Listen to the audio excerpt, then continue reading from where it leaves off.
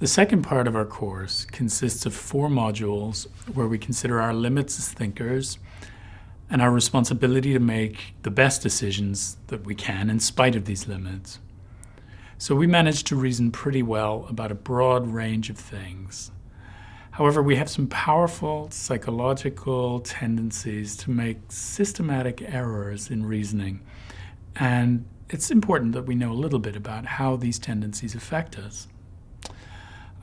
Psychologists have been teaching us about these problems since the early 70s, and so in the early 70s, a psychologist named Amos Tversky and an economist named Daniel Kahneman identified 3, we could call them shortcuts in reasoning, that have seemed to systematically influence and sometimes distort our thinking. And they called these shortcuts heuristics. And we'll look at the representativeness, availability, and anchoring heuristics in this part of the course, along with a few others. So what we're going to really do is to come to know the challenges that we have as thinkers that really result from the way that natural selection has set up our cognitive capacities. So as we think about our choices, most of us would prefer to reason or deliberate well rather than badly. But what do we mean then by reasoning well? So there's this normative component.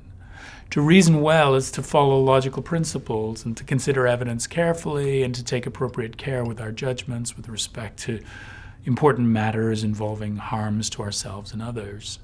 So we're going to talk about epistemic virtues in this part of the course, and I'll try to argue that we ought to take our decision-making seriously for moral reasons. So if we care about reasoning well, then we should aim to follow something like the following 5 general rules of thumb. We should recognize the limits of our ability to reason, and we should be humble. We should respect logical norms. We should try to be consistent. We should consider alternatives. We should try to be imaginative. And we should change our mind when evidence warrants it, so to be open-minded. Finally, we don't trust your gut when it comes to probabilities. We should be statistically savvy, if we can be. And these are a rough set of principles and their associated epistemic virtues that we'll talk about. So if you're arrogant and unimaginative and closed-minded and ignorant of statistics, and you're unwilling to overcome these problems, really studying logic and other formal methods is unlikely to really help you out, to help you cultivate excellence.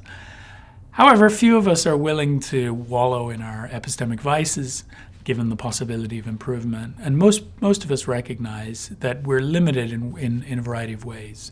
So when it comes to reasoning and decision-making, it's going to be important that we recognize that we're susceptible to making a wide range of errors. And if we reflect on occasions where we were mistaken about some important matter, we can ask whether our error was an isolated case or whether we might also be mistaken with respect to other important beliefs that we have. And I guess only a seriously deluded person will fail to recognize that they've sometimes held false beliefs or made poor decisions or have reasoned badly in the past. And then I guess epistemic humility is simply the recognition that we're not always right about our beliefs and that there's room for us to improve as thinkers. And once we accept that that's the case, then we'll have some reason, I guess, to begin cultivating the epistemic virtues. So humility first, then the other epistemic virtues. So please go ahead and read the assigned material and we'll get started with part 2.